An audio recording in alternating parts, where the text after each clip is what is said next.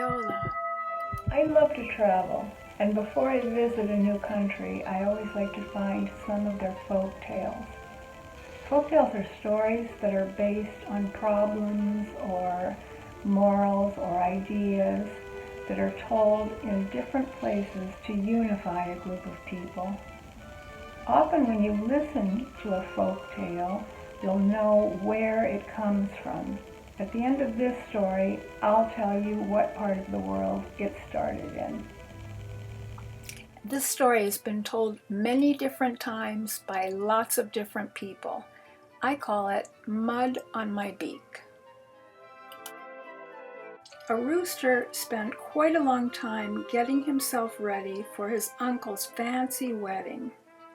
He was very vain and wanted his coxcomb, which, in case you're not in contact with any roosters, is a red crown on the top of the head, to stand up sharply.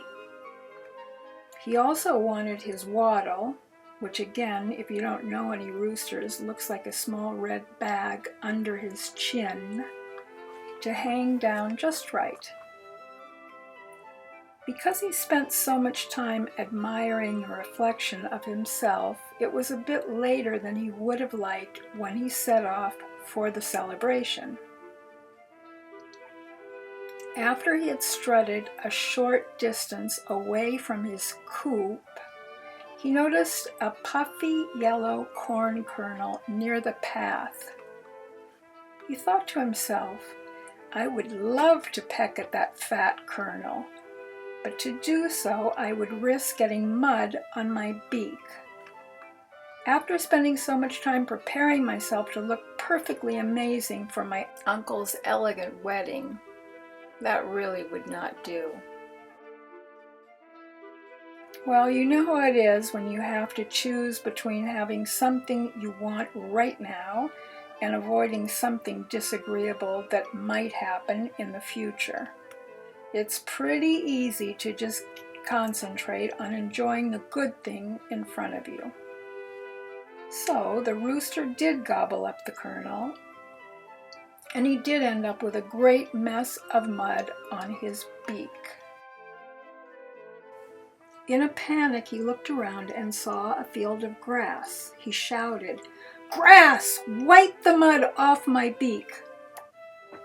But the grass, who was enjoying being stroked by a pleasant breeze, answered, "I will not."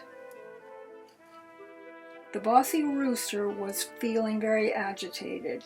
In the middle of the field of grass, he saw a goat. He not only shouted, but he flapped his wings angrily.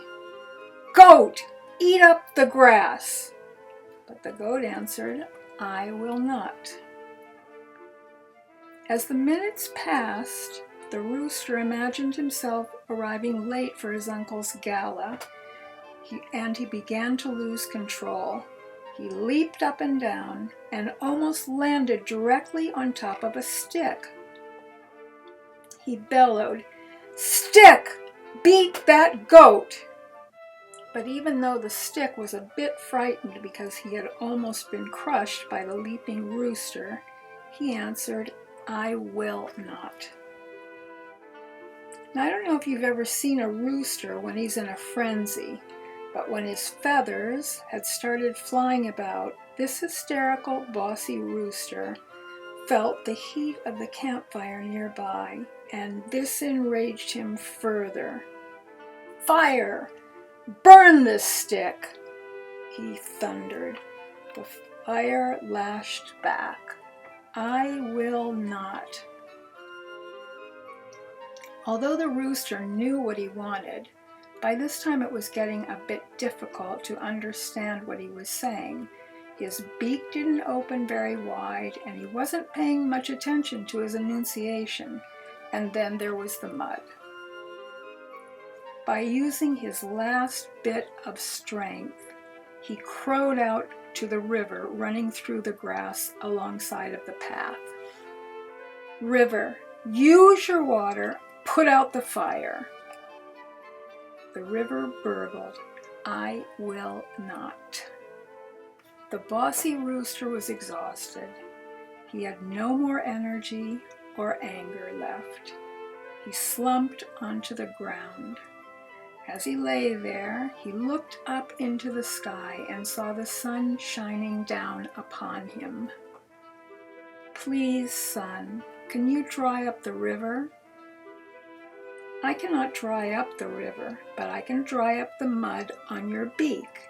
And when I'm finished, you will look just as handsome as you do each morning when you help me start the day with your crowing." The sun dried the mud quickly, and the rooster was on time for the wedding, and after that day he usually said please when he wanted something. This is a tale that is told in Cuba.